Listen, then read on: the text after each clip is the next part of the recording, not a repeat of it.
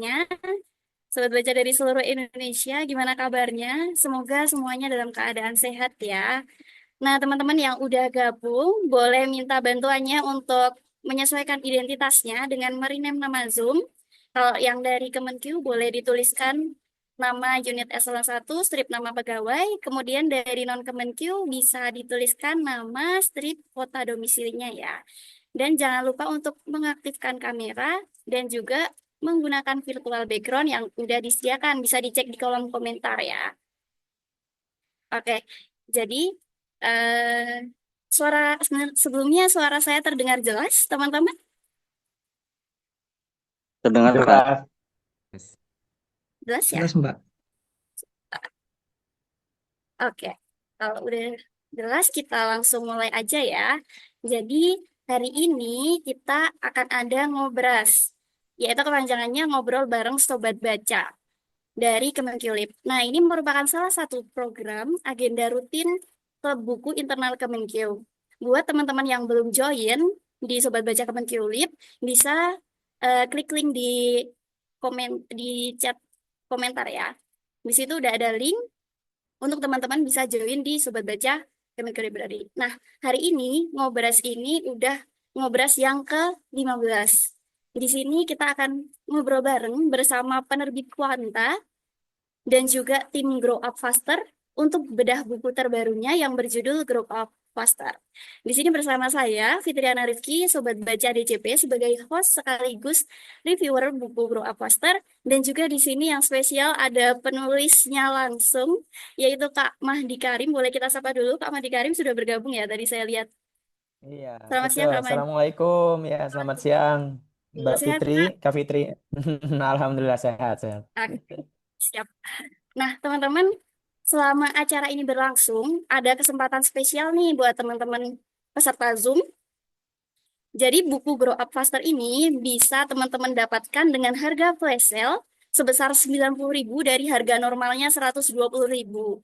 Nah, nanti link pembelian akan dibagikan di chat Zoom. Silakan teman-teman bisa manfaatkan ya sampai pukul 4 sore ini. Ya, jangan dilewatkan ya kesempatan spesial ini.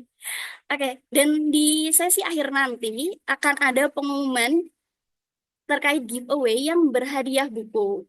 Nah, teman-teman jangan khawatir ya kalau ternyata udah flash sale, ternyata menang giveaway. Nanti dari pihak tim pembelian akan mengembalikan dana teman-teman. Jadi teman-teman tetap dapat bukunya secara gratis gitu.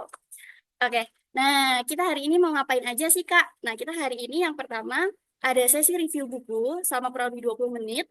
Terus nanti kita akan mendengarkan paparan dari penulis Grow Up Faster selama kurang lebih 15 menit. Dan nanti ada sesi Q&A selama 30 menit. Dan ada yang ditunggu-tunggu pengumuman giveaway sekitar 5 menit. Nah, teman-teman, jangan lupa buat posting story Instagram berisi insight dari acara hari ini dengan tag @kemenqlip, @perpusdjp, @growupfaster.id untuk mendapatkan hadiah buku Grow Up Faster untuk 3 story terbaik. Oke, sebelum kita memulai acara hari ini, kita akan foto bersama terlebih dahulu. Boleh diaktifkan kameranya, teman-teman semuanya? Ini saya lihat ada yang pakai VB aja ya, tapi nggak ada orangnya. Oh, oke, sudah banyak yang mengaktifkan kamera. Oke, kakak dokumen Tata sudah siap ya untuk di screenshot. Oke, boleh bergaya. 1, 2, 3. Oke, yang kedua gaya bebas. 1, 2, 3. Oke, terima kasih teman-teman. Oh, oke, ada yang komputernya tidak terhubung kamera, nggak apa-apa. Yang penting namanya ada. Oke, selanjutnya kita akan memasuki sesi review buku dari saya sendiri ya. Boleh dibantu tampilkan untuk paparannya, Kak?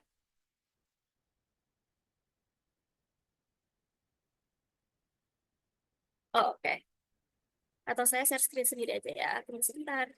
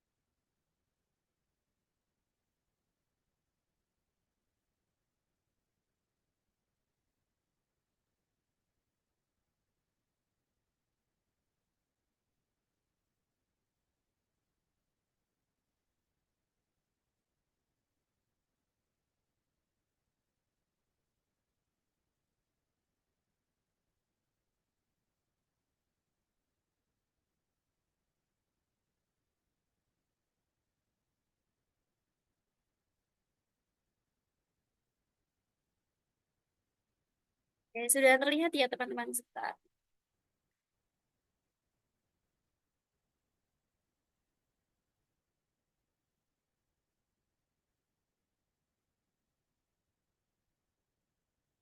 Oke, nah ini ya teman-teman mengingatkan kembali kalau hari ini ada flash sale sampai jam 4 sore. Teman-teman bisa scan dulu di barcode itu biar nggak ketinggalan. Oke, kita akan mulai review ya. Jadi saya akan mereview buku Grow Up Faster, yaitu Sedih Bertumbuh Melalui Tanggung Jawab yang ditulis oleh Kak Madi Karim. Nah, Kak Madi Karim ini luar biasa ya. Beliau adalah lulusan dari Institut Teknologi Bandung yang saat ini juga membangun pondok pesantren, yaitu Pondok Pesantren Al Umana di Sukabumi, yang sudah meraih penghargaan nasional dan internasional. Oke, nah eh, first impression saya ketika menerima buku ini, oh ini ya, ini dia bukunya ya, Grow Up Faster. Warnanya warna hijau. First impressionnya saya eh, penasaran. Kira-kira isinya tuh tentang apa sih Grow Up Faster ini? Apakah tentang bertumbuh dengan cepat atau seperti apa? Nah, ketika saya membuka buku ini, di bagian pendahuluan, saya menemukan eh, pertanyaan. Langsung menemukan pertanyaan ini, yaitu mengapa ada orang yang mampu mengubah dunia di usia muda, sementara sebagian besar lainnya masih sibuk mencari arah. Nah, itu di situ saya diam, termenung, terus mikir, dan tidak terasa mata saya berkaca-kaca. Karena, kenapa mata saya berkaca-kaca? Karena beberapa waktu lalu, saya merasakan merasakan bahwa hidup saya tuh seperti hampa gitu. Ya, saya menjalani hidup ya karena masih hidup aja, dan mengalir aja gitu. Kayak nggak ada tujuan, nggak ada arah. Saya merasa hidup saya monoton. Terus eh sempat beberapa kali juga saya coba ke psikolog karena saya merasa sehampa itu dan saya belum mendapatkan jawabannya. Terus makanya ketika saya membaca ini saya merasa tertampar dan kemudian saya memantapkan hati saya untuk oh ya, saya harus membaca buku ini karena saya perlu untuk menemukan jawaban dari pertanyaan ini. Oke, nah ketika saya membaca bukunya, buku ini terdiri dari 4 bagian. Bagian pertama yaitu menetapkan benih yang ditanam dari kebermanfaatan hingga kepemimpinan. Bagian kedua ada saatnya menanam, bertumbuh melalui tanggung jawab. Bagian ketiga yaitu merawat cabang utama, menghidupkan nilai dalam keseharian. Dan yang terakhir ada kesimpulan, menanam pohon yang mengarahkan laju dunia. Nah, untuk bagian pertama ini menetapkan benih yang ditanam dari kebermanfaatan hingga kepemimpinan.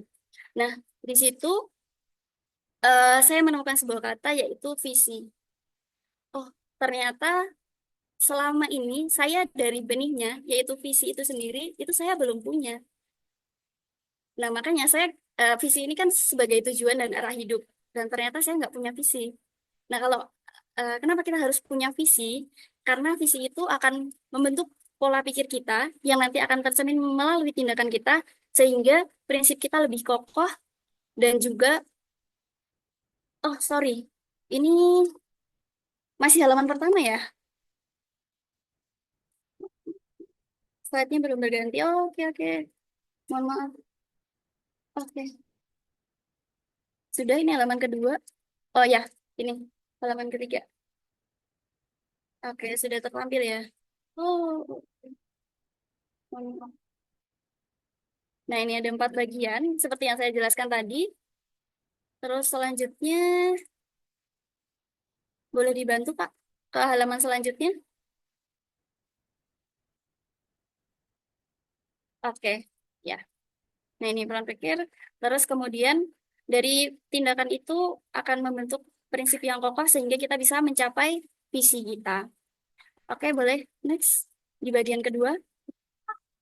Nah, di bagian kedua ini saatnya menanam bertumbuh melalui tanggung jawab. Ini saya ada 2 kata-kata yang berkesan di saya. Yang pertama yaitu memberi amanah sejak dini dengan orientasi bermanfaatan adalah latihan terbaik untuk menanam benih kepemimpinan dan kedewasaan. Terus kemudian kata-kata yang kedua yaitu mereka tidak sekedar menjalani hidup, mereka menjadikan hidup itu sendiri sebagai sekolahnya. Nah, kenapa kata-kata ini sangat berkesan di saya karena saya sebenarnya mengalami sendiri saat kecil, saat waktu saya sekolah itu orang tua saya hanya berfokus pada akademis saja. Sedangkan saya kalau mau ikut hal-hal yang di luar akademis seperti OSIS atau kepanitiaan lain itu dilarang. Nah, setelah saya kuliah, baru saya menyadari bahwa ternyata eh, keterampilan-keterampilan di luar akademis, tanggung jawab, dan amanah selain di akademis itu menyebabkan kita lebih belajar dan lebih bertumbuh gitu. Dan ternyata ya ketika kita menjalani hidup, ya disitulah kita belajar gitu. Jadi hidup sambil belajar seperti itu. Oke, terus boleh Kak next di yang ketiga. Nah, sedangkan di bagian ketiga itu dibahas tentang bagaimana kita merawat pohon yang sudah kita tanam. Jadi di sini kita perlu menetapkan target-target untuk meraih visi kita. Target-target ini mencakup target terhadap tanggung jawab, target. Nah, target terhadap tanggung jawab ini tentang bagaimana kita mengambil peran dan melaksanakan amanah atau tanggung jawab yang kita ambil. Yang kedua ada target pengembangan diri. Nah, target pengembangan diri ini salah satunya tentang bagaimana kita bisa mengembangkan wawasan dan keterampilan kita tanpa kita kehilangan arah untuk mencapai visi kita. Yang ketiga, yaitu target pencarian lingkungan yang mendukung kita untuk terus tumbuh. Dan yang terakhir, yaitu target untuk memberi dan berbagi, yaitu bagaimana kita bisa memberikan kebermanfaatan bagi sekitar, sehingga hal tersebut dapat memperkuat nilai-nilai yang ada dalam diri kita. Dan bagian terakhir, yaitu, boleh Kak next? Nah, di bagian terakhir, yaitu kesimpulan, ketika kita sudah memastikan visi hidup kita harus mengambil peran dan tanggung jawab untuk mengemban amanah. Kemudian kita harus merawat cabang-cabang itu hingga cabang-cabang itu tumbuh hingga menumbuhkan buah kebermanfaatan. Nah, kakak-kakak nanti kalau beli bukunya itu juga sudah dapat pohon target kehidupan bermakna seperti ini ya kurang lebih pohonnya. Jadi kakak-kakak bisa langsung mengaplikasikan teori-teori yang kita dapat ke dalam pohon itu. Gitu. Oke, boleh. Next. Ini sebenarnya saya kemarin bingung apa yang harus saya masukkan ke dalam review karena menurut saya isinya tuh benar-benar daging ya. Karena memang benar-benar membahas step by stepnya, tips-tipsnya seperti apa, kemudian bahkan ada tabel-tabelnya, target apa yang perlu kita susun gitu, target apa yang akan kita capai seperti itu. Nah, menurut saya buku ini sangat cocok dibaca semua usia, terutama bagi orang-orang yang merasa kehilangan arah seperti saya. Dan juga eh, menurut saya cocok banget dibaca orang tua, para orang tua nih, supaya mengetahui gimana langkah-langkah untuk menanamkan visi, menanamkan benih kepada anak-anak sehingga mereka bisa bertumbuh dengan cepat sejak dini. Oke, terakhir. Oke, terima kasih. Mungkin saya memaparkan secara umum ya. Nah, biar teman-teman nih bisa lebih mengetahui isi dari buku tersebut, mungkin kita akan langsung saja ya untuk mendengarkan dan menyimak bersama paparan dari penulis. Jangan lupa siapkan buku, notes, dan pertanyaannya untuk ditanyakan di sesi Q&A nanti. Oke, karena pasti udah nggak sabar, langsung saja ya kepada Kak Mahdi Karim, kami silakan. Baik, terima kasih Kak Fitriana. Apakah suara saya terdengar sebelumnya? Terdengar jelas, Kak. Terdengar jelas ya. Alhamdulillah. Sebelumnya mohon izin kalau share screen yang dari saya itu bisa saya dijadikan host dulu atau saya izin share? Bisa langsung Kak, share aja. Oke, siap.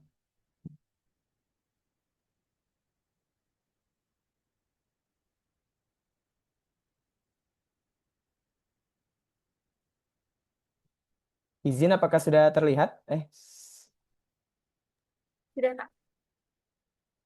Oke, baik. Siap, Bismillahirrahmanirrahim. Assalamualaikum warahmatullahi wabarakatuh. Waalaikumsalam warahmatullahi.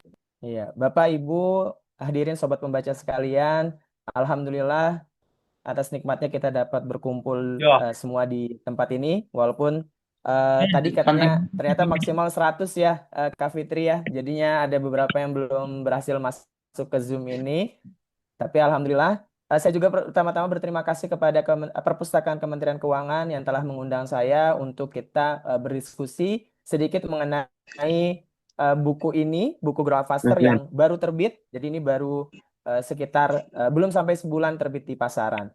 Dan tentu saja saya berterima kasih sebesar-besarnya tadi kepada Kak Fitriana ya, yang Masya Allah tadi juga saya jadi terharu mendengar kesan-kesan dari Kak Fitri, dan saya sangat bersyukur karena eh, Oh, oh, apa oh, sama. ulasan tadi itu bisa menggambarkan bahwa ternyata apa yang ingin saya sampaikan itu alhamdulillah poin-poin intinya banyak yang tersampaikan. Dan tentunya kepada Bapak Ibu serta sobat pembaca sekalian yang meluangkan waktunya untuk hadir di tempat ini untuk kita sharing dan berdiskusi. Semoga kita bisa mendapatkan manfaat serta inspirasi dan kita menjadi semakin bersemangat untuk menjadikan tanggung jawab kita sehari-hari, baik itu di kantor, di rumah, dimanapun, termasuk untuk anak-anak kita jadikan itu sebagai sekolah terbaik untuk percepatan pertumbuhan.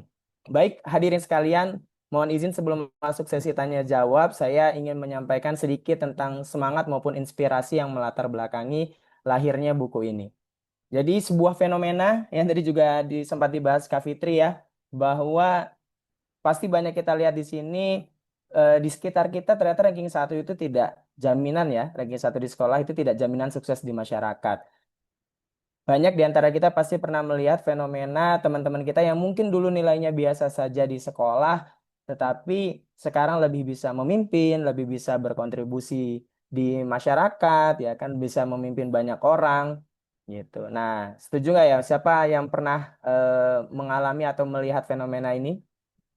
Saya yakin rata-rata setuju dengan hal ini ya. Nah, kemudian, maaf,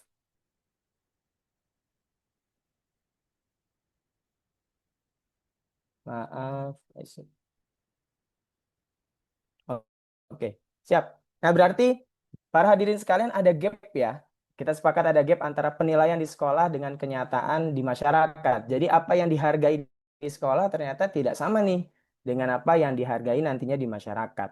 Dan oleh karena itu kita butuh faktor yang kita ketahui, faktor sangat penting yang justru itu seharusnya kita latih dan kita hargai sejak dini, baik untuk diri kita maupun untuk anak-anak kita maupun orang di sekitar kita, sehingga nantinya selaras dengan apa yang kelak menentukan keberhasilan dan kebermanfaatan kita di masyarakat. Dari sinilah saya dan tim pendidik di lembaga kami di Al-Umana, kita selalu ingin melihat, mempelajari orang-orang yang bisa memberikan kontribusi atau dampak nyata di masyarakat. Dan kalau bisa mereka yang belasan atau 20-an, yang artinya itu kan saat mereka lulus sekolah, itu mereka atau usia-usia SMA dan kuliah, itu mereka sudah bisa memberikan kontribusi nyata. Dan ternyata ketika dipelajari, bukan hanya kontribusi nyata atau dampak nyata. Ternyata dulu itu yang muda mendunia itu luar biasa banyak sekali. Kita bisa saksikan dalam sejarah ada Usamah bin Zaid yang saat usia 18 tahun ya, artinya orang yang baru lulus SMA itu sudah menjadi jenderal bintang 4, artinya menjadi panglima perang. Kemudian kita tahu yang fenomenal Muhammad Al-Fatih, usia 21 tahun itu menaklukkan Konstantinopel, sebuah kota adidaya. Kalau kita bayangkan sekarang ada Tokyo, Shanghai, New York. Nah, itu yang menaklukkan itu Muhammad Al-Fatih yang saat itu dia menjadi pemimpin negara, presiden di usia 21 tahun. Atau itu berarti ketika anak masih berkuliah. Ya. Kalau kita lihat lagi, maju lagi ke zaman yang lebih modern, kita bisa melihat Mark Zuckerberg dan Steve Jobs yang mendirikan Facebook serta Apple, dan itu bahkan di usia mereka saat masih menjadi mahasiswa. Nah, itu orang-orang yang muda mendunia. Kita bisa melihat lagi mereka yang di bawahnya ya berarti muda berdampak, dan ini banyak sekali bisa kita temui pada masa lampau ya, pada masa dahulu lah, era dahulu. Nah, tetapi saat ini bagaimana sih pemuda usia belasan ataupun 20-an? Kita harus jujur kalau sekarang kita lihat mayoritas orang-orang yang usianya belasan atau 20-an awal itu rata-rata mereka masih mencari arah, mereka masih ya semakin langka, bukan tidak ada. Saya tidak bilang tidak ada, tetapi semakin langka untuk mencari mereka-mereka yang mudah berdampak atau bahkan mudah mendunia. Dan ini ternyata dibenarkan oleh penelitian dari Amerika Serikat, Profesor Jeffrey Arnett, yang mana beliau mengatakan dalam bukunya, usia 30 tahun sekarang itu sama dengan usia 20 tahun di masa lalu. Artinya telah terjadi perlambatan kedewasaan yang halus. Itu pun yang saya temukan di lembaga pendidikan kami, makin ke sini, makin sekarang anak-anak murid baru yang datang itu kok semakin lama semakin unyu-unyu ya, semakin rapuh, semakin banyak itu butuh diintervensi oleh orang tuanya. Sehingga profil kemandirian, profil kedewasaannya masih amatlah jauh dengan eh, pemuda-pemuda mendunia tadi. Dan itulah lebih dari 10 tahun kami di lembaga pendidikan kami di Alumana kita mencari jawaban dalam setiap diskusi kami, riset-riset kecil, curahan kami dalam rapat. Ya, salah satu muara pertanyaannya bagaimana kita bisa membuat anak-anak cepat matang dan bermanfaat bagi masyarakat. Dan dari situ kita mempelajari berbagai sudut pandang, kita melihat pola pendidikan Al-Quran dan hadis ya dari Nabi Muhammad, kemudian kita juga melihat perjalanan kisah-kisah pengusaha sukses, Mark Zuckerberg, Jack Ma, kisah Hermanto Tanoko dan sebagainya yang juga ada di buku ini. Kemudian tentu dari riset-riset modern, dari buku Grit, Range, Mindset, dan lain-lain. Dan perjalanan lulusan Alumana, khususnya kami ambil mereka-mereka yang setelah lulus SMA itu sudah bisa memimpin menjadi middle manager di lembaga, mengelola unit usaha yang omsetnya puluhan hingga ratusan juta. Nah, dari situ kami ternyata menemukan ada sebuah pola. Nah, pola yang sama. Dan pola itu ternyata bukan karena mereka terlahir kaya atau miskin, karena ada juga orang yang terlahir kaya akhirnya malah menjadi manja, menjadi lebih lemah. Bukan juga karena mereka semua itu prihatin dulunya, karena banyak juga yang justru mereka masih terjerat dalam kemiskinan. Kemudian pola itu juga bukan karena mereka berasal dari sekolah yang mahal dan bukan pula karena nilai akademis. Ternyata benang merahnya, polanya, mereka orang-orang tadi itu semua berhasil menjadikan tanggung jawab sebagai sekolah terbaik. Nah, itulah salah satu gagasan utama dalam buku ini. Jadi bagaimana kita menjadikan tanggung jawab dimanapun itu, di rumah, kita sebagai orang tua, kita sebagai anak, kemudian kita di kantor, di kuliahan, itu sebagai sekolah terbaik kita yang mempercepat pertumbuhan kita. Dan ini salah satu kutipan di pendahuluan buku saya, nyaris tak ada orang sukses yang berkata, saya berhasil karena nilai akademik saya sempurna, tapi justru banyak yang berkata, saya berhasil karena terbiasa memikul tanggung jawab sejak kecil. Dan perjalanan buku ini, hadirin sekalian, saya bangun dalam self-improvement. Jadi 3 bagian besar buku Grow Up Faster ini. Pertama, tadi sudah disampaikan oleh Kak Fitriana, jadi kita menetapkan benih apa sih yang harusnya kita kejar dalam setiap aktivitas kita dan sebagainya. Sehingga kalau kita sudah tahu buah yang ingin dituju, tentunya kita mengetahui benih apa yang harus kita tanam. Kemudian di bagian kedua, di situ akan ada penyadaran bagaimana menanam dengan tanggung jawab. Karena tanggung jawab inilah cara utama agar benih cepat bertumbuh. Dan kemudian yang terakhir kita merawat cabang utama. Jadi prinsip-prinsip agar tanggung jawab yang kita pegang itu menjadi percepatan pertumbuhan dan poin kuncinya tidak hanya menumbuhkan diri kita sendiri tetapi juga meneduhkan orang-orang di sekitar kita.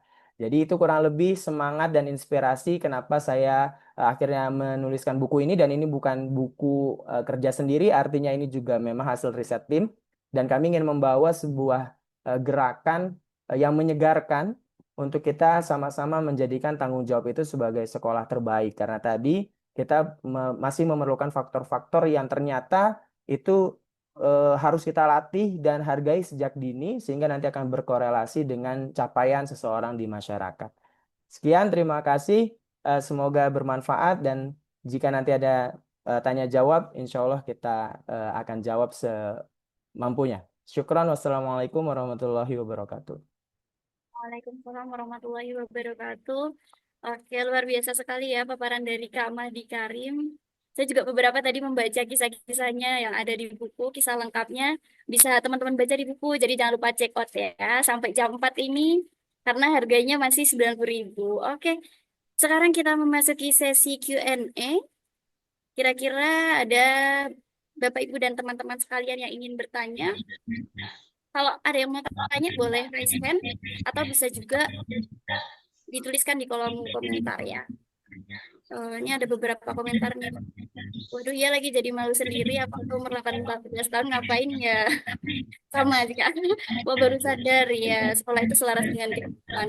Oh, dipikir-pikir sekarang emang banyak banget ya bapak-bapak yang masih hobi game ya juga ya. Oh, ini Kak ada pertanyaan pertama dari Direktorat Jenderal Pajak Kak Fuad. Izin bertanya Kak, bagaimana tetap bertumbuh di dalam lingkungan pekerjaan yang mendukung? Oh, oke. Mungkin boleh langsung dijawab ya Kak Madi, baru nanti yang raise hand.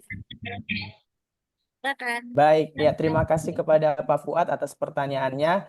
Nah, ini menarik Pak. Jadi ini yang juga saya tulis di buku ini, itu ada di bagian 3 ya, tentang target tadi terkait dengan lingkungan. Jadi memang ada, saya tulis di situ ada 6 faktor lingkungan.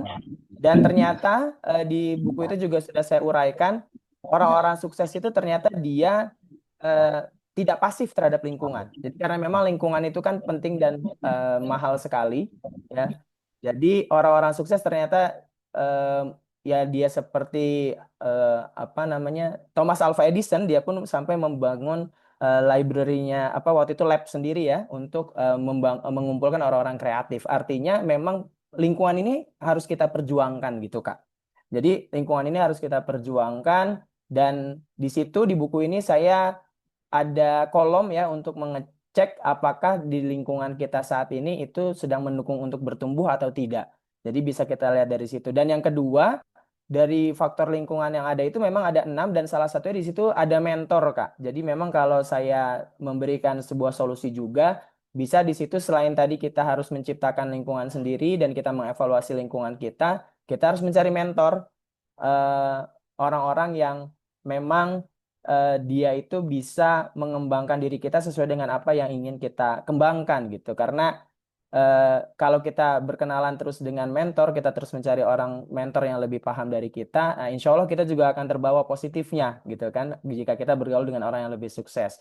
Kemudian ya memang saya yakin pasti di lingkungan buruk apapun itu rumusnya orang baik akan dipertemukan dengan orang yang baik gitu kan. Jadi selama kita terus mencari, kita mencoba untuk membuat lingkungan yang baik, termasuk saya juga sangat terinspirasi kebetulan di sekolah kami para guru-gurunya juga kami buatkan bincang buku seperti ini gitu karena kami ingin membuat lingkungan yang sama-sama bertumbuh. Nah, insya Allah orang-orang yang tergabung dalam eh, grup seperti ini gitu kan yang terus mencari ilmu ini juga adalah bahagian dari kita membangun jejaring lingkungan yang baik.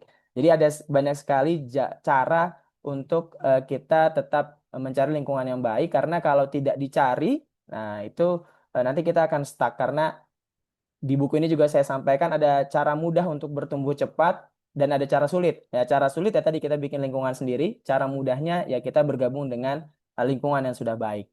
Begitu. Kurang lebih begitu Kak Fuad, barangkali juga kalau mau ada share-share lainnya ya. Tetapi intinya kita tetap harus mencari, itulah kenapa di buku ini di cabang target utama itu saya tuliskan salah satu yang utama itu pencarian lingkungan yang menguatkan karena itu penting sekali dan faktornya ada banyak. Saya tulis di situ ada 6 sehingga kita tidak perlu khawatir bahwa misalnya saat ini baru satu faktor saja yang kita rasa tadi kurang baik misalnya lingkungannya ya. Tetapi kita masih punya faktor-faktor lainnya yang bisa kita cari. Sekian, terima kasih Kak Fuad. Oke, baik. Menjawab ya Kak Fuad ya. Oke, sebelum lanjut ke pertanyaan selanjutnya, mohon maaf teman-teman karena ini ada kendala teknis di Zoom-nya. Jadi Zoom-nya nanti mungkin akan ter-end sendiri 3 menit lagi. Nanti kalau misal ter-end sendiri, teman-teman bisa join di link yang tadi lagi ya, supaya tetap bisa kita lanjut acaranya sampai selesai. Oke, terima kasih. Selanjutnya mungkin dari yang raise hand dulu ya. Dari Kak Dinul Atik underscore Sukabumi. Boleh, silakan diaktifkan Terima kamera dan kasih. mikrofonnya, Kak. Ya, terima kasih. Assalamualaikum warahmatullahi wabarakatuh. Waalaikumsalam warahmatullahi wabarakatuh. Ini langsung saja ini Ustadz Mahdi ya. Ada kutipan bagus ini di halaman 178 ini. Jadi kalau lingkungan yang mendukung belum ada, jangan tunggu, bangunlah dari apa yang ada. Di halaman 178. Buku ini menurut saya hidup, satu dengan yang lain terkait ya. Saya kaitkan dengan halaman 66. Kedewasaan bukanlah hadiah dari waktu, ia adalah buah dari perjuangan. Nah, mumpung ini ketemu dengan penulisnya, kira-kira penggambaran dari apa? Bangunlah lingkungan itu dari apa yang ada itu seperti apa. Kalau saya pribadi sih menggambarkan ini kok, kalau untuk anak-anak muda itu menikah gitu. Dengan menikah itu di situ ada perjuangan, kedewasaan, lawajibit. Nah, inilah grow up fasternya. Ini versi saya. Mungkin dijelaskan lebih dalam lagi oleh. Terima kasih banyak. Assalamualaikum warahmatullahi wabarakatuh. Waalaikumsalam warahmatullahi wabarakatuh. Luar biasa. Waalaikumsalam warahmatullahi wabarakatuh. Langsung dijawab aja Kak. Iya, baik. Luar biasa. Terima kasih Pak Dino Latik. Ini beliau bisa aja nih ya. Ini padahal tinggal telepon aja, Pak. Ya, jadi pada forum ini, jadi alhamdulillah terima kasih Bapak sampai sebegitunya tadi mengingat kutipan-kutipan dalam buku ini. Alhamdulillah. Jadi memang konkretnya itu tentu saya membahas juga di bagian awal itu tentang yang besar ya. Jadi kan semua dimulakan dari kalau bahasa Arabnya saksiyah toibah gitu kan. Jadi individu-individu yang baik. Nah, itu betul sekali tadi Pak. Jadi setelah individu-individu yang baik ini maka nanti akan lahir usroh apa toibah ya. Jadi akan lahir keluarga-keluarga yang baik gitu. Jadi betul sekali. Jadi cara salah satunya membentuk lingkungan yang paling mudah itu kan termudah itu di rumah tangga ya, karena baiti jannati itu kan jadi membangun. Jadi pertama dari individu yang baik itu harus saling bertemu dengan individu yang baik, lahirlah keluarga atau rumah tangga yang baik. Nah, kumpulan rumah tangga yang baik itu akan menjadi sebuah komunitas yang baik dan komunitas-komunitas baik itu akan berkumpul menjadi baldah toyibah. Nah, maka tadi betul salah satunya mencari lingkungan itu nomor satu yang paling penting adalah yang sehari-hari dengan kita ya, itu tentu saja itu saling menguatkan. Jadi betul sekali Pak, menikah itu bahagian dari caranya juga Pak, betul. Nah, ini banyak yang tertarik dengan bagian lingkungan ya, gitu. Itu bukannya Pak ya tadi ya. Jadi memang ada 4 tahapan itu Pak. Jadi yang pertama kalau kita saling mencari antar individu-individu. Makanya yang menarik di sudah Pak Dino Latiknya sudah masuk lagi? Iya, Ustaz, udah. Oh sudah, siap. Baik Pak. Ya, jadi betul sekali Pak tadi. Jadi yang pertama itu tentu makanya saya agak sedikit di dunia pendidikan Islam itu kan cara mendidik anak yang paling baik itu nomor satu bukan kalau di teori-teori Barat itu kan mulai dari di kandungan, tapi kalau di kita sebetulnya di atas itu jadi sebelum mencari pasangan gitu ya. Nah jadi perlu kita mencari pasangan-pasangan yang kira-kira sevisi dan sebagainya. Baru kemudian tadi dari situ ya kalau bisa kita mencari lingkungan pekerjaan di kantor ataupun di kuliahan itu yang apa namanya yang bagus juga sefrekuensi ya dan baru nanti berikutnya kita ya berkembang terus. Seperti itu Pak, kurang lebih Pak. Bagaimana? Apa masih kurang memuaskan Pak? Sebaiknya kurang memuaskan biar makin diperdalam lagi ya Pak. Udah cukup Ustaz, mungkin diperdalam yang lain yang belum menikah maksudnya. Siap. Oke, terima kasih Kak Madi dan Pak Dino. Kemudian tadi yang raise hand yang kedua yaitu Ibu Eni. Bu Eni, apakah sudah ada? Ya, Ya, boleh. Silakan Ibu. ya, izin langsung aja mungkin mau bertanya sebentar, Mbak. Ini kan di sini dinyatakan bahwa tanggung jawab itu adalah sekolah terbaik. Kami mohon dijelaskan ya isi dari buku ini yang membahas tentang tanggung jawab itu sebagai sekolah terbaik. Sudut-sudut yang sangat menarik dari buku ini apa aja. Terus kalau misalnya kita berada di lingkungan yang baru, apa yang harus kita lakukan agar kita tumbuh dengan cepat gitu. Itu aja. Terima kasih. Siap, baik. Terima kasih Bu Eni. Jadi tadi pertanyaannya, oke. Di buku ini tanggung jawab itu justru banyak sekali dibahas di sini ya, Ibu ya. Jadi dari mulai bab, terutama mulai masuk ke bab 2 ya. Dimulai di bab 2. Di bab 2 itu kan kita saya jelaskan di situ tentang bagaimana tanggung jawab itu sebetulnya adalah cara utama untuk mempercepat pertumbuhan seseorang gitu kan. Nah, salah satunya juga perspektif yang bisa dilihat adalah bagaimana ternyata orang-orang tokoh-tokoh dunia itu juga dia belajar itu dari tanggung jawab. Jadi di situ saya contohkan aja, di situ saya juga membahas tentang bagaimana Nabi Muhammad pun ketika diajarkan melalui metode Al-Quran oleh Allah itu, yaitu yang turun itu kan kasus per kasus tergantung saat itu beliau sedang menghadapi apa. Nah, ketika beliau sempat bermuka masam turun surah Abasa, ya kan. Jadi dari situ ada kasus beliau akhirnya belajar, akhirnya beliau tidak bermuka masam lagi. Kemudian ketika beliau sedang ditimpa dengan banyak musibah, turunlah surat Al-Insyirah. Ya. Jadi yang itu membantu melapangkan dada beliau. Artinya memang kalau kita perhatikan juga, apalagi saat ini saya Ibu Eni juga saya yakin sudah makan asam garang kehidupan, bagaimana ternyata kan yang lebih nempel itu adalah ketika kita belajar sesuatu yang saat itu sedang menjadi tanggung jawab kita, kemudian kita jadikan itu kurikulum kita. Nah, misalnya saya contohkan waktu saya mengelola lembaga, tiba-tiba kita sudah mulai meng-hire banyak orang. Nah, dari situ kan kita butuh dalam rangka saya bertanggung jawab terhadap orang-orang yang sedang saya pimpin, maka saya butuh meningkatkan ilmu saya di bidang HR misalnya. Jadi waktu itu saya ambil HR dan dari situ bertumbuh. Nah, makanya di buku ini, dari buku ini dibahas bagaimana ada 4 cabang utama setelah kita mengambil tanggung jawab itu, tanggung jawab kita lakukan, maka kita nanti harus tetap ada pengembangan diri. Nah, jadi tidak berdiri sendiri, Bu. Jadi ada pengembangan diri baik dari sisi akademis, dari sisi keterampilan, dari sisi yang nomor satu prinsip-prinsip hidup kita. Itu harus terus kita kembangkan. Kemudian juga agar membuat kolbu kita jernih, ya kita harus juga belajar memberi. Dan itu ada beberapa stepnya, Bu, di sini. Jadi tanggung jawab ini kita bahas dari berbagai perspektif, tokoh-tokoh dunia, bahkan sampai juga kisah-kisah lulusan kami yang bagaimana mereka malah bertumbuh setelah mendapat tanggung jawab, jadi tidak berkutat pada akademis saja. Nah, kurang lebih itu, Bu. Jadi nanti lengkapnya insya Allah bisa dibaca lebih panjang di buku ini, Bu.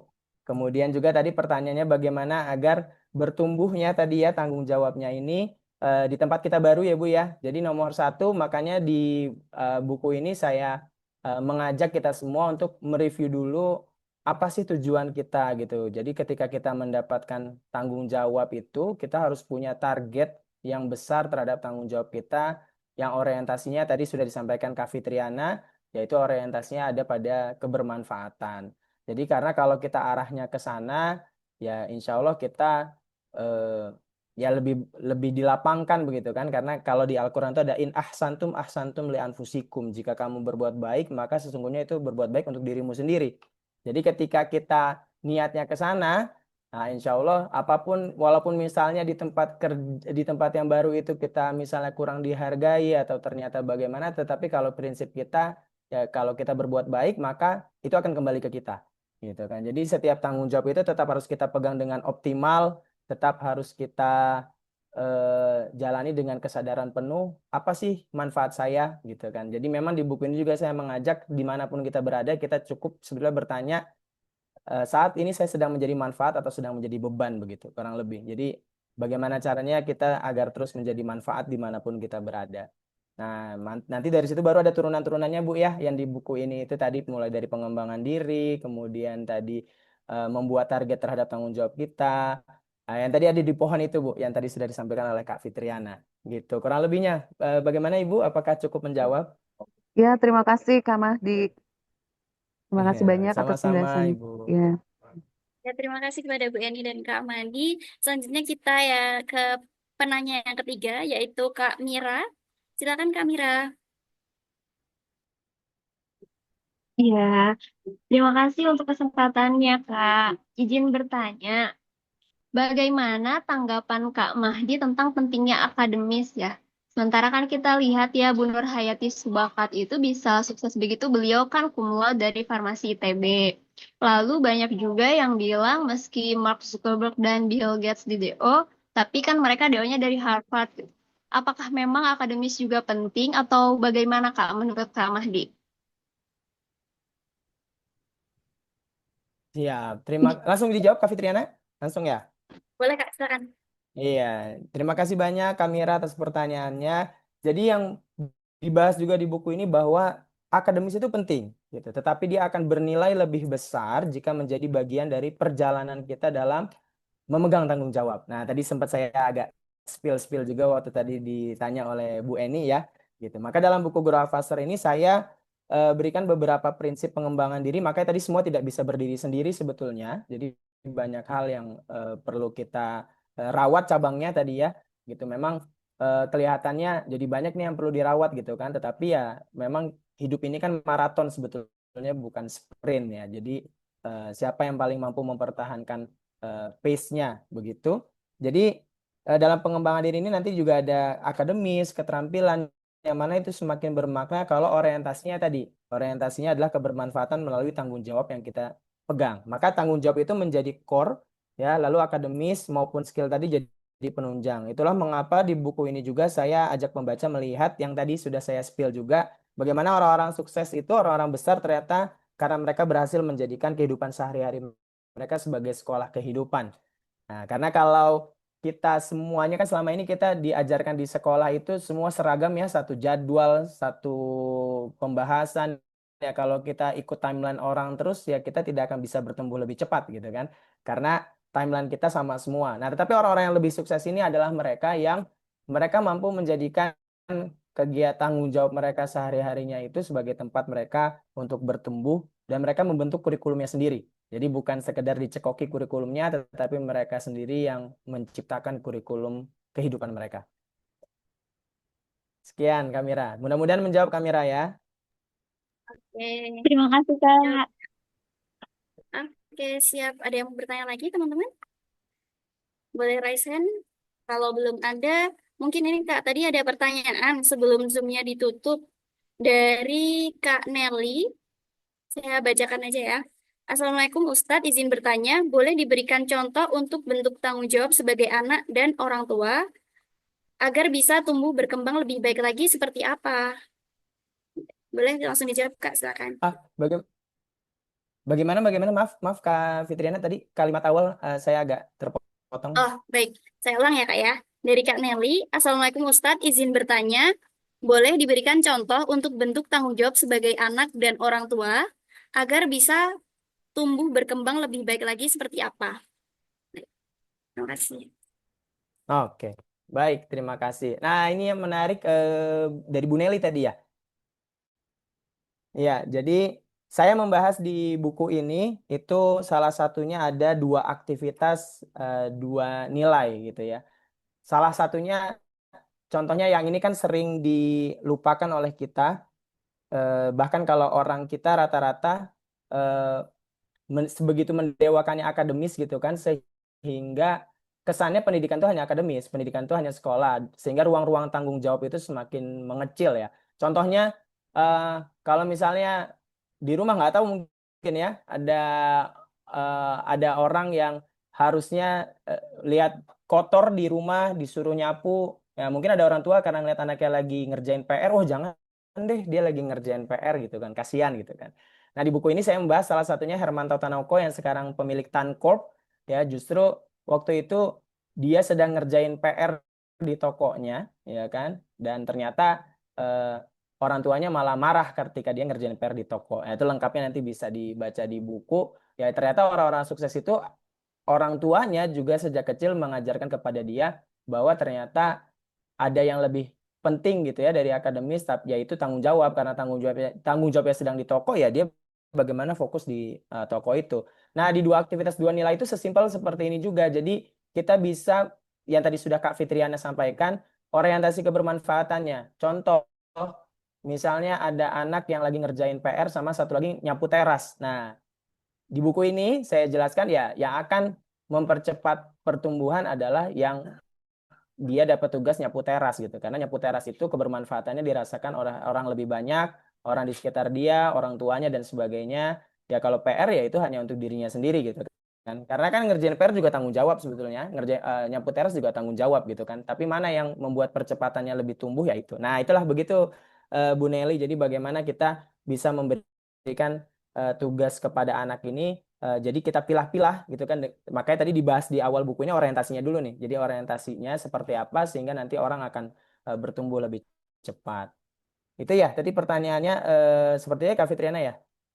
Jadi Ya, bagaimana benar ngasih Kak tanggung jawab ke Mahdi. anak ya gitu, betul. Ya, Jadi frameworknya benar. seperti itu, lengkapnya itu ada juga di buku itu dibahas gitu. Oke, baik. Terima kasih. Mungkin kalau nggak ada lagi yang bertanya atau mungkin masih memikirkan pertanyaan, boleh. Kalau dari saya boleh tanya nggak Kak? Kak Mahdi? Oh boleh silakan Oh iya, silakan dengan senang hati ya. oke. Eh, Sebenarnya kalau boleh sharing nih, kira-kira kalau dari Kak Mahdi sendiri, visi Kak Mahdi itu apa sih? Terus bagaimana langkah-langkah Kak Mahdi untuk mewujudkan visi tersebut? Waduh, ini pertanyaannya nanti jadi kayak kampanye saya. Oh enggak. Baik. Terima kasih Kak Fitri yang pertanyaannya luar biasa mendalam. Jadi dari kecil ya saya diajarkan oleh orang tua saya, itu juga yang saya tulis ya di buku itu juga bagaimana orang tua saya itu, mohon maaf, suara saya masih tersambung ya? Masih? Oke, maaf. Ya, jadi bagaimana sejak kecil itu saya diajarkan oleh orang tua saya untuk tidak memikir tidak individualis. Jadi kita harus memikirkan kepentingan orang banyak. Makanya salah satu quotes dari ayah saya tulis di buku itu, jika kita memikirkan kepentingan umat, maka kepentingan kita pribadi juga pasti akan terpenuhi. Nah, jadi itu salah satunya. Maka dalam hidup itu ya sebetulnya visi saya ingin menjadi ya teladan kita ya, teladan mayoritas orang di sini. Nabi Muhammad kan beliau menjadi rahmatan lil alamin kan. Ya jadi saya juga ingin demikian lah. Jadi apa yang saya perbuat itu bisa menjadi rahmat buat orang di sekitar. Dan ini menarik juga Kak Fitri. Jadi ternyata visi itu tadi kan Kak Fitri nanya step-stepnya gitu kan. Nah, makanya kenapa akhirnya saya plotkan seperti ini, karena itu juga yang kami terapkan di lembaga pendidikan kami. Sebetulnya apa yang ada di buku ini, pohonnya, cabang-cabangnya itu juga kami terapkan di lembaga pendidikan kami. Karena ternyata memang visi itu tidak akan hadir dengan jelas di awal, tetapi dia akan semakin jelas ketika kita mulai melaksanakannya dan menjalankannya.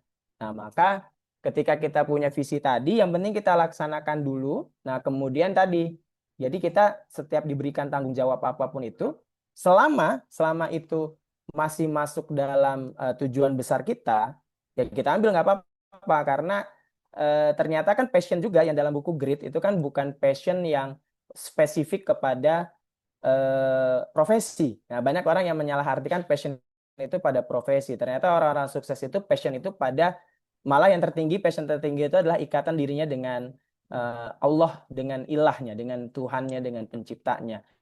Nah, itu adalah tingkatan passion tertinggi gitu kan.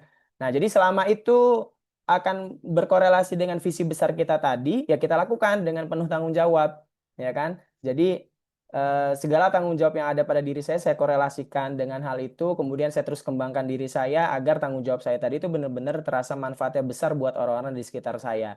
Nah, jadi dari situlah ya alhamdulillah di perjalanan hidup saya diberi kesempatan mengelola lembaga pendidikan bersama teman-teman yang hebat juga, ya karena waktu itu kami berpikir kita harus mencetak sumber daya manusia. Kebetulan kan saya dulu alumni Institut Teknologi Bandung, tetapi nyasar tiba-tiba bikin lembaga pendidikan karena saya melihat yang paling penting itu justru sumber daya manusianya.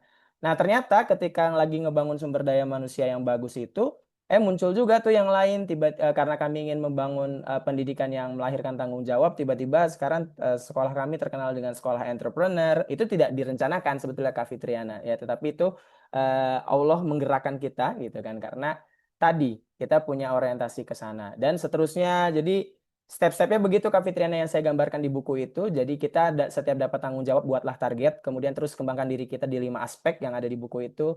Kemudian juga terus cari lingkungan yang baik, terus cari mentor gitu kan. Pasti kan hidup ada masalah. Kalau nggak ada masalah kita nggak bisa naik kelas.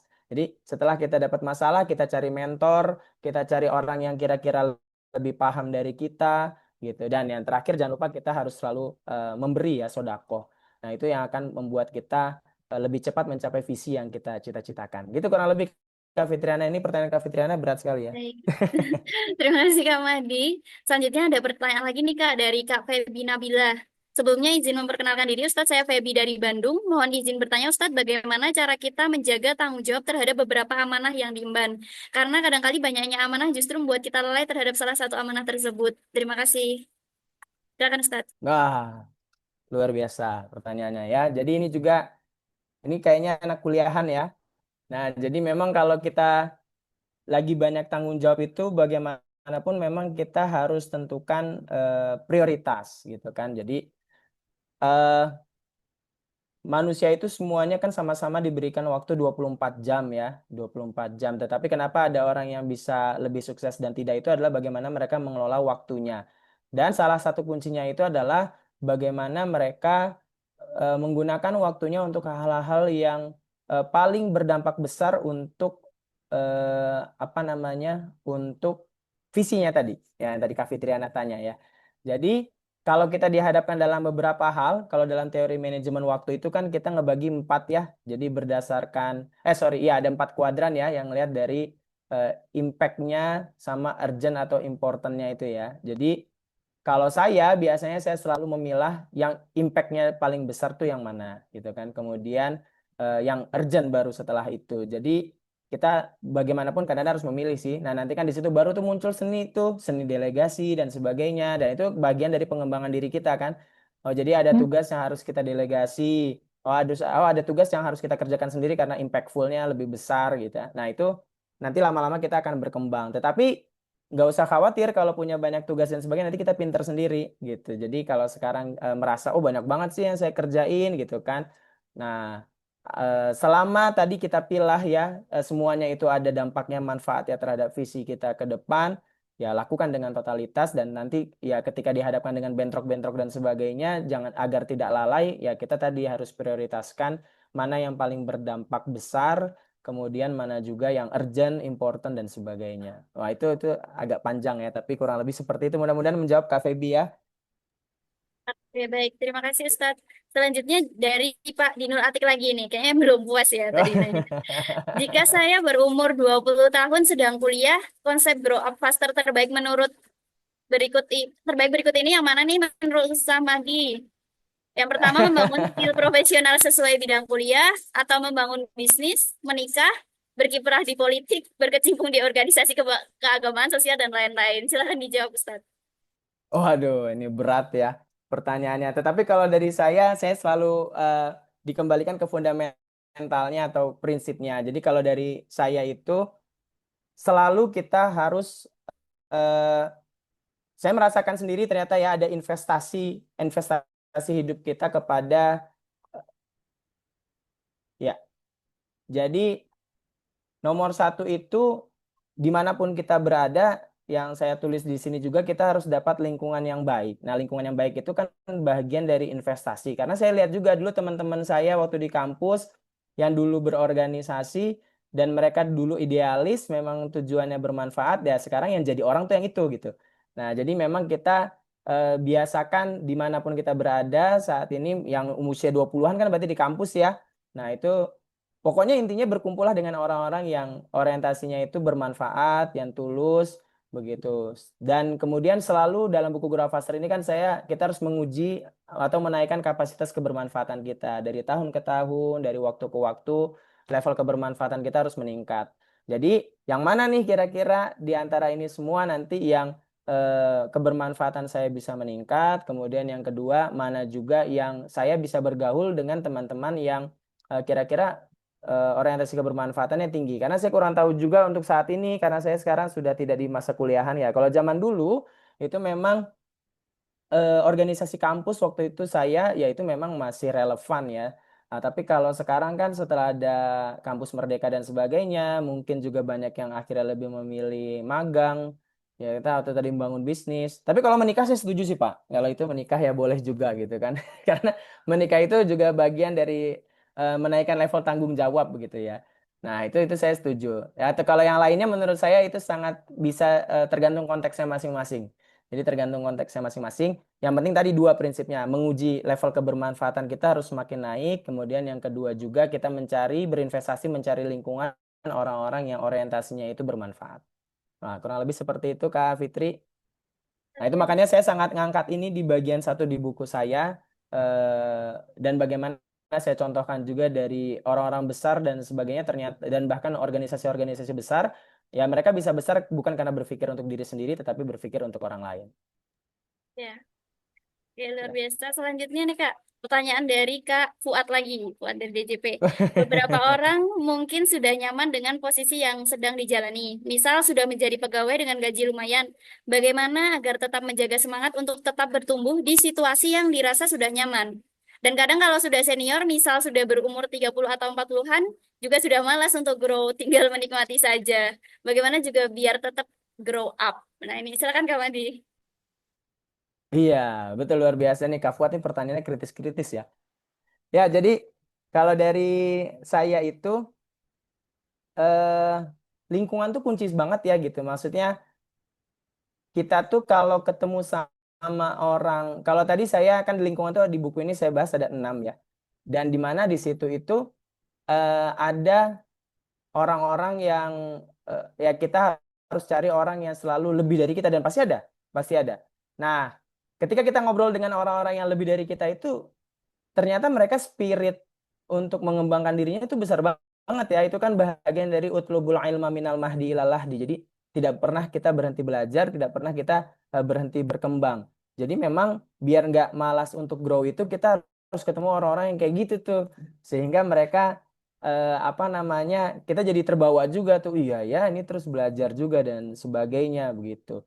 Dan ternyata kan memang salah satu rumus sukses quotes yang saya sangat suka itu adalah kita harus nyaman dengan ketidaknyamanan gitu. Jadi saya pun juga kadang-kadang begitu. Mungkin bisa ada tips sedikit dari saya Kak Fuad. Saya sesekali itu harus ada momen yang saya ya memang saya bukan siapa-siapa, tetapi kita menjadi orang yang bukan siapa-siapa gitu. Jadi saya ada aja momen di mana saya ya contohnya ya, terakhir saya waktu itu menjadi apa namanya petugas haji, di mana kan petugas haji saat itu orang nggak lihat saya ini ketua yayasan atau apa, tapi kamu petugas ya kita tugasnya melayani orang lain gitu kan. Nah di momen kita bukan siapa-siapa itulah kita jadi makin bertumbuh ya gitu. Jadi ketika kita merasa bahwa kita bukan siapa-siapa, nah maka mungkin kalau di kantor dan sebagainya tadi kita sudah keburu punya posisi tinggi, gaji enak dan santai sebagainya, perlu deh cari satu kegiatan ya yang nggak usah lama-lama, bisa seminggu atau 2 pekan gitu kan, yang mana kita tuh bukan siapa-siapa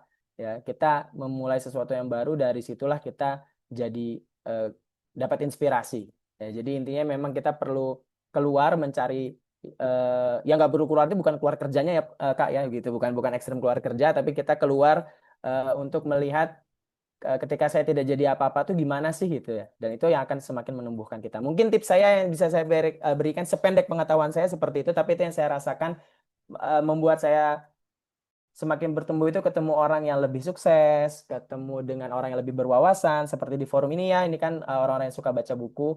Kemudian kita juga bertemu dengan atau tadi kita cari experience, mungkin jadi volunteer dan sebagainya, ke luar negeri hanya dalam waktu 2 pekan atau berapa, yang kita bukan siapa-siapa. Nah itu sangat membangun diri sekali gitu. Itu mungkin tips yang bisa saya berikan Kak Fuad ya. Semoga menjawab. Terima kasih Kak Madi. Kak Fuad sudah mengajukan jempol, sebenarnya sudah terjawab ya. Ada yang mau bertanya lagi teman-teman? Oke, sepertinya sudah terjawab semua ya pertanyaannya. Nanti untuk detailnya mungkin Alhamdulillah. teman-teman pengen baca sendiri kayaknya Kak. Jadi jangan lupa Iya, cek iya, out sebentar. sampai jam 4 ini buat dapetin harga spesial. Oke, kalau nggak ada nih kayaknya udah nunggu-nunggu ya terkait aturan giveaway-nya kayak gimana sih Kak. Nah, kalau gitu mungkin langsung aja ya dari tim Grow Up Faster. Silakan untuk menjelaskan.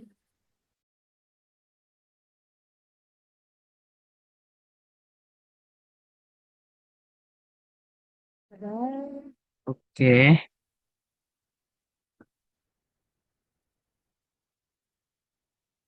apakah sudah terlihat? Sudah Kak. Baik, Bapak dan Ibu, teman-teman semua, izin mengingatkan ulang ya terkait giveaway ini. Jadi akan ada satu pemenang beruntung nih, semuanya yang akan mendapatkan buku Grow Faster secara gratis. Nah, gimana sih caranya? Nah, caranya itu sangat mudah. Yang pertama itu follow akun Instagram @growoffaster.id, @perpusdjp, dan Kemenqlib. Lalu yang kedua, share insight paling menarik yang kalian dapat selama acara bedah buku Grow Faster ini ke Instastory masing-masing. Lalu yang ketiga, jangan lupa mention akun Instagram @growoffaster.id, @kemenqlib, dan juga @perpusdjp. Silakan bagi kakak-kakak, bapak dan ibu sekalian untuk upload Instastory giveaway ini hari ini juga.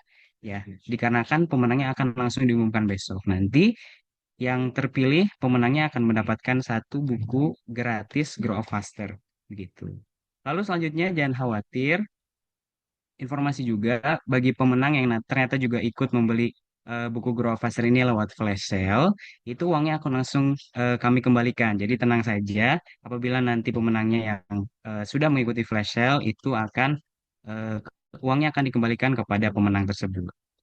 Next, oh sudah. Selain itu, ada kabar gembira juga nih buat semua peserta bahwasanya bagi Bapak dan Ibu dan teman-teman semua yang ingin membeli buku di Gramedia, tersedia diskon eksklusif 20% nih khusus untuk buku-buku Grow Faster. Nah, caranya mudah, cukup gunakan kode voucher Alex Grow di Shopee yang mana nanti akan mendapatkan potongan harga sebesar 20% untuk pembelian buku Grow Faster.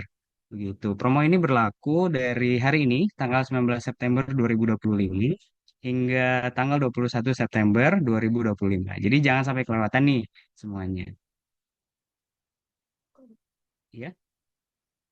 Lalu yang selanjutnya, tak lupa pula bagi seluruh peserta yang hadir di Bincang Buku ini, bagi yang ingin mendapatkan voucher diskon Gramedia tambahan. Nah, silahkan juga mengisi form daftar hadir yang sudah kami bagikan di kolom chat. Ya, silahkan diisi, nanti akan mendapatkan voucher diskon Gramedia tambahan gitu untuk membeli buku-buku. Dan tentu saja jangan lupa untuk terus mendapatkan inspirasi selengkapnya dari Grow Up Faster hanya di Instagram @growupfaster.id. Jadi tunggu apa lagi semuanya? Mari semuanya kita ikut giveaway ini sekarang juga. Siapa tahu Andalah yang beruntung membawa pulang buku spesial Grow Up Faster. Ingat hari ini terakhir, silahkan ikuti seluruh persyaratannya dan besok akan langsung diumumkan siapa pemenangnya. Terima kasih. Oke, baik. Terima kasih Kak Syauki dari tim Grow Up Faster. Nah, tadi udah di screenshot ya teman-teman atau udah dicatat. Jangan lupa ikutin challenge-nya. Siapa tahu nih teman-teman beruntung buat dapetin giveaway. Lumayan kan buku gratis. Terus ilmunya banyak juga di dalam bukunya. Terus buat teman-teman yang belum melakukan presensi, boleh dibuka di kolom chat ya. Di situ ada link untuk presensi. Silakan untuk melakukan presensi. Dan buat teman-teman yang mungkin ada buku-buku yang udah nggak pengen dibaca lagi karena udah sering dibaca, mungkin udah dibaca beberapa kali dan udah nggak pengen dibaca lagi, bisa didonasikan ke Kemenqlib atau Perpus DJP dengan mengisi link yang ada di kolom komentar. Dan jangan lupa masih ditunggu ya buat check out bukunya melalui flash sale yang ditunggu sampai jam 4 sore ini. Lalu jangan lupa untuk mengikuti event Kemenqlib selanjutnya. Dan tidak terasa kita sudah berada di penghujung acara. Kami mengucapkan terima kasih banyak kepada Kak Mahdi Karim yang sudah berkenan hadir dan berbagi insight dari bukunya. Terima kasih juga kepada penerbit Quanta Books, tim Grow Up Faster, dan juga tim Kemenqlib yang telah mendukung penyelenggaraan acara pada siang sore hari ini. Oke, terima kasih juga kepada Sobat Baca Kemenqlib yang telah mengikuti kegiatan dari awal sampai akhir. Izinkan saya tutup dengan pantun, jalan-jalan naik Ferrari, pulangnya mampir beli Cakep. sepatu. Saya Fitri pamit undur Cakep. diri. Wassalamualaikum warahmatullahi wabarakatuh. Terima kasih, selamat sore dan sampai Waalaikumsalam jumpa semuanya. warahmatullahi wabarakatuh. Izin pamit semuanya. Terima kasih banyak. Makasih. Seluruh sobat baca. Kak Fitriana, terima kasih. Ya, terima kasih banyak juga Kak Terima Mahdi kasih dan sobat teman-teman baca semuanya. perpustakaan Terima kasih, Kemenq. sampai ketemu lagi.